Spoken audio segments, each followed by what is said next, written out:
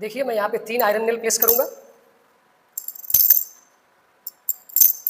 ये एक displacement reaction हम लोग परफॉर्म करने जा रहे हैं और इसमें मैं हाइड्रोक्लोरिक एसिड ऐड कर रहा हूँ और रिएक्शन स्टार्ट भी हो चुका है। और हम लोग इसमें 2 चीज़ देखेंगे, एक तो फिजिक्स का एक्शन रिएक्शन भी देखेंगे, यहाँ रिएक्शन और यहाँ एक्शन। और हम लोग जानते हैं कि अगर आयरन HCl से रिएक्ट करेगा तो आयरन क्लोराइड और हाइड्रोजन गैस फॉर्म होगा।